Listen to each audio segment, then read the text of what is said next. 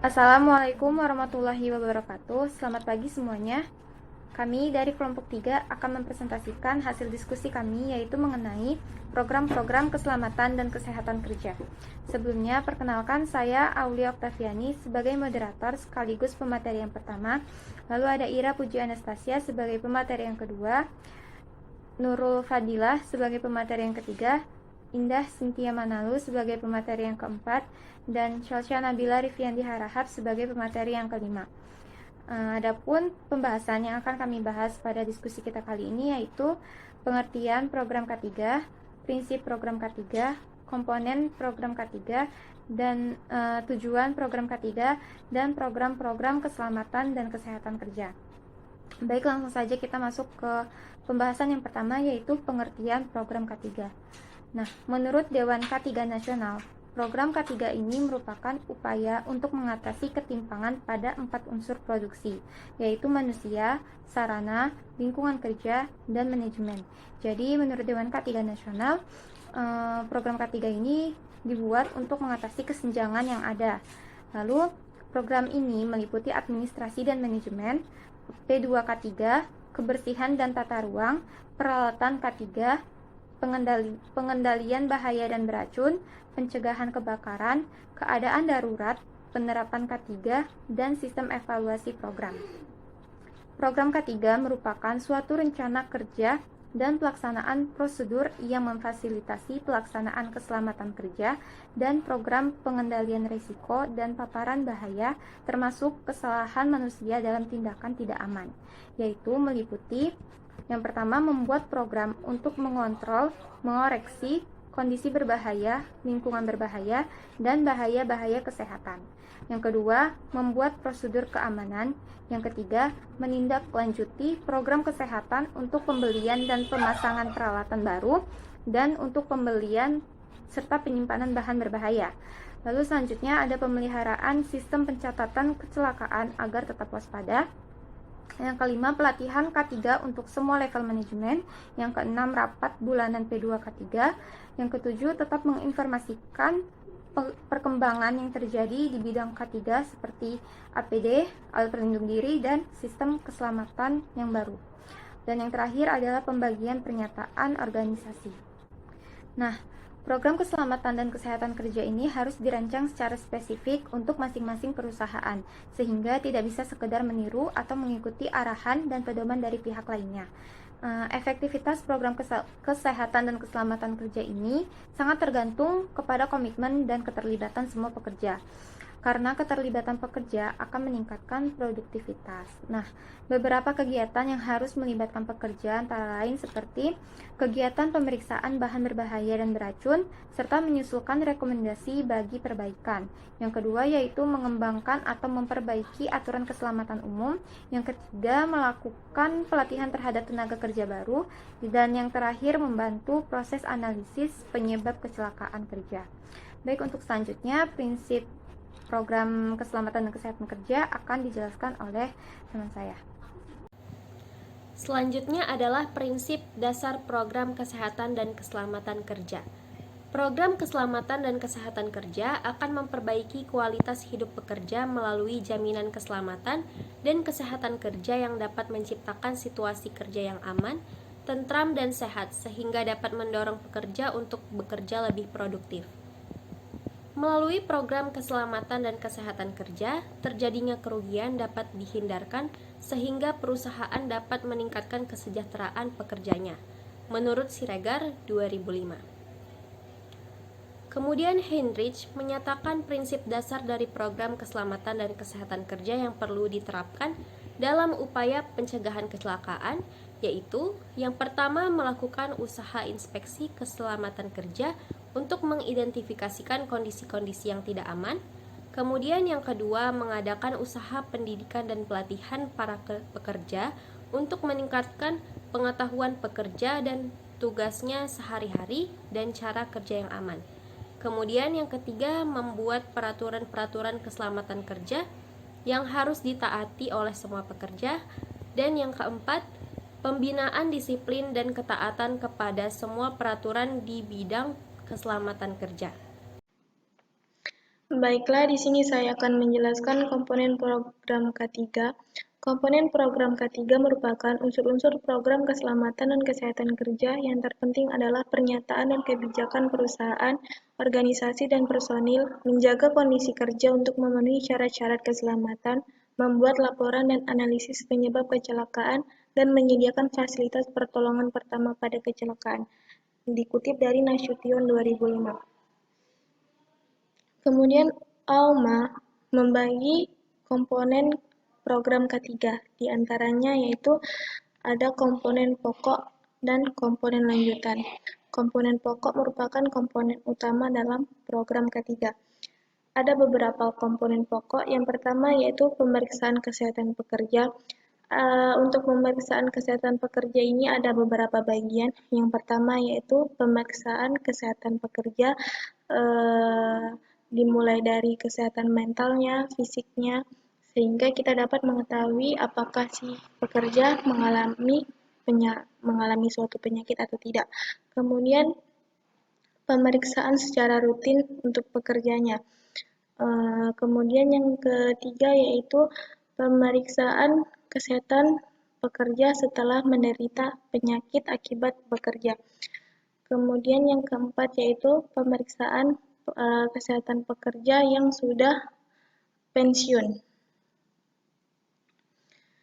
Kemudian yang kedua yaitu diagnosa dan pengobatan atau kecelakaan akibat kerja, termasuk rehabilitasinya. Jadi ketika pekerja mengalami suatu kecelakaan yang diakibatkan oleh kerja, maka perusahaan wajib memberikan diagnosa dan pengobatannya, termasuk biaya rehabilitasinya. Kemudian yang ketiga yaitu pengobatan darurat dan pengobatan atas kecelakaan yang bukan akibat kerja.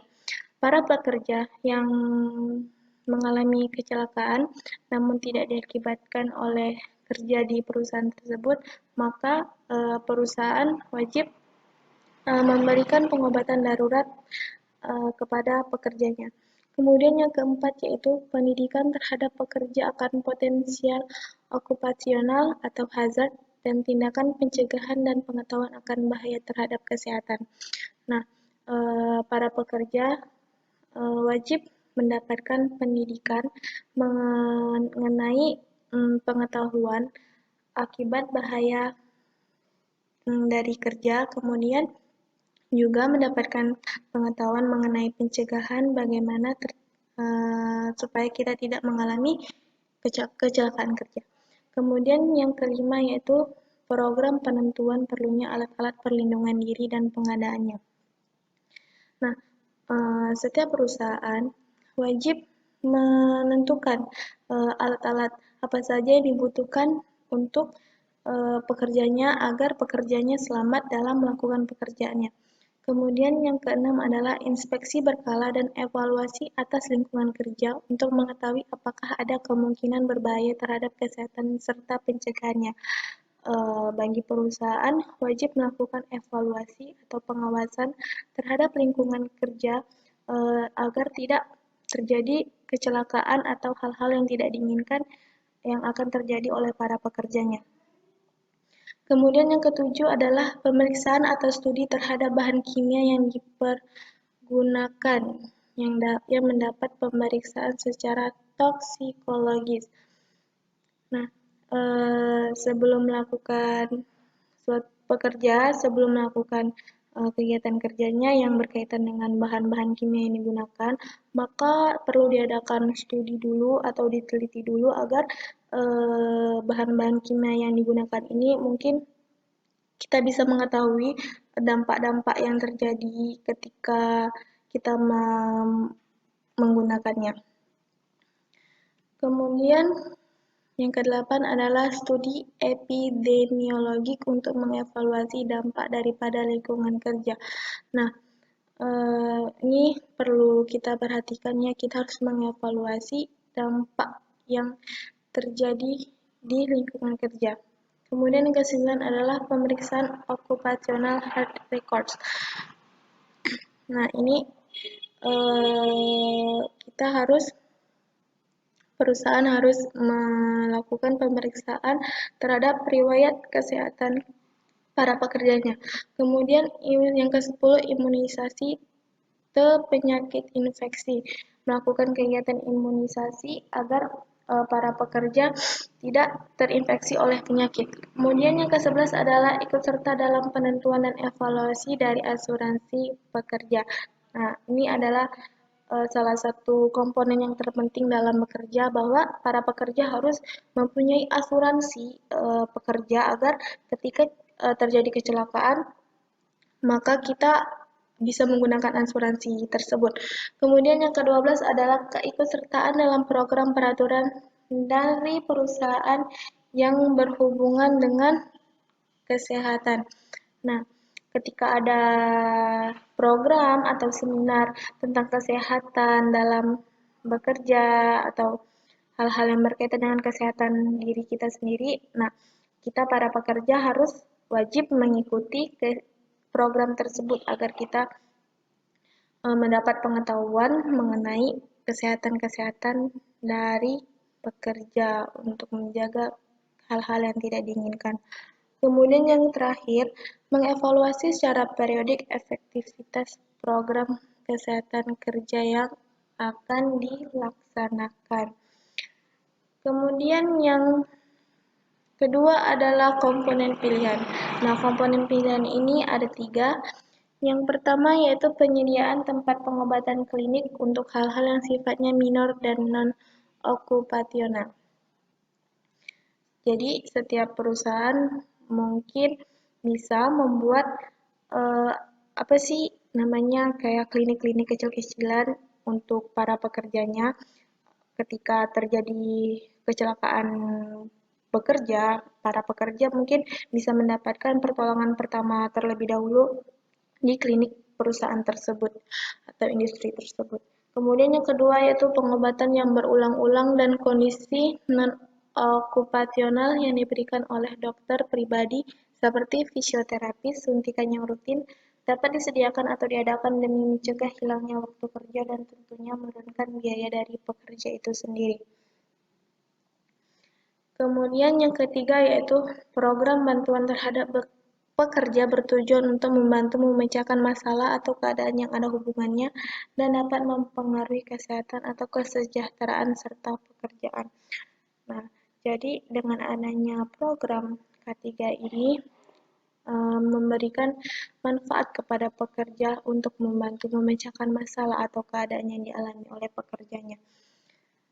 Dan sasaran keselamatan dan kesehatan kerja. Tujuan program keselamatan dan kesehatan kerja secara umum adalah mempercepat proses gerakan nasional K3 dalam upaya memperdayakan keselamatan dan kesehatan kerja guna mencapai kecelakaan nihil. Sasaran dari program keselamatan dan kesehatan kerja antara lain meningkatkan pengertian, kesadaran, pemahaman, dan penghayatan K3 semua unsur pimpinan dan pekerja pada suatu perusahaan. Meningkatkan fungsi manajemen K3 atau panitia pembina keselamatan dan kesehatan kerja, lalu mendorong terbentuknya manajemen K3 pada setiap perusahaan dan mendorong pembinaan K3 pada sektor informal dan masyarakat umum. Baiklah, saya Sasana Bila akan menjelaskan tentang program-program keselamatan dan kesehatan kerja. Beberapa yang telah dilakukan oleh pemerintah untuk mewujudkan program kesehatan dan keselamatan kerja ini diantaranya adalah Undang-Undang K3. Di Indonesia ada Undang-Undang Nomor 1 Tahun 1970 tentang keselamatan kerja dan Undang-Undang Nomor 23 Tahun 1992 tentang kesehatan memberikan ketentuan mengenai kesehatan kerja dalam pasal 23 yang menyebutkan bahwa kesehatan kerja dilaksanakan supaya semua pekerja dapat bekerja dalam kondisi yang baik tanpa membahayakan diri mereka sendiri atau masyarakat, dan supaya mereka dapat mengoptimalkan produktivitas kerja mereka sesuai dengan program perlindungan tenaga kerja. Kemudian yang kedua ada sistem manajemen K3. Peraturan undang-undang tentang sistem manajemen tersebut terdapat pada pasal 87 Undang-Undang Nomor 13 Tahun 2003, menyebutkan bahwa setiap perusahaan yang mempekerjakan 100 karyawan atau lebih yang sifat proses atau bahan produksinya mengandung bahaya karena dapat menyebabkan kecelakaan kerja berupa ledakan, kebakaran, pencemaran dan penyakit. Akibat kerja diwajibkan menerapkan dan melaksanakan sistem manajemen K3 secara sistematis. Dianjurkan pemerintah diperlukan untuk mengukur praktik sistem manajemen K3. Kemudian ada Panitia Pembina K3 atau P2K3. Menurut Topo Broto, pembentukan Panitia Pembina K3 dimaksudkan untuk memperbaiki upaya penegakan ketentuan-ketentuan K3 dan pelaksanaannya di perusahaan-perusahaan. Kemudian yang terakhir ada Jaminan Sosial Tenaga Kerja. Berdasarkan Undang-Undang Nomor 3 Tahun 1992 tentang Jaminan Sosial Tenaga Kerja, pemerintah mendirikan perseroan terbatas PT Jam Sostek. Undang-undang tersebut mengatur jaminan yang berkaitan dengan kecelakaan kerja atau JKK, hari tua atau JHT, kematian atau JK, dan perawatan kesehatan atau JPK. Baik, itu dia tadi hasil presentasi kami mengenai program-program keselamatan dan kesehatan kerja. Jika ada kesalahan kami mohon maaf, dan jika teman-teman ada yang ingin bertanya kami persilahkan. Kami tutup. Wassalamualaikum warahmatullahi wabarakatuh. Selamat pagi.